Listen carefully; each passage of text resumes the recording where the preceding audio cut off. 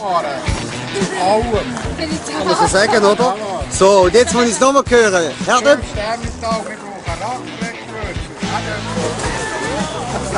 Was muss sagen? Sag das, was du vorher gesagt hast. Ah, jetzt muss ich das sagen? Ja, natürlich. Unser Kunde steht, er darf Kinder sehen nichts anderes als das.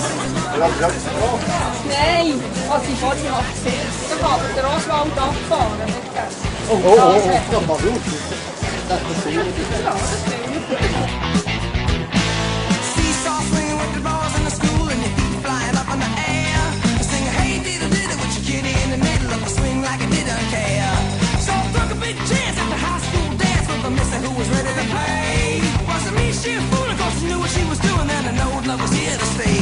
stimmt.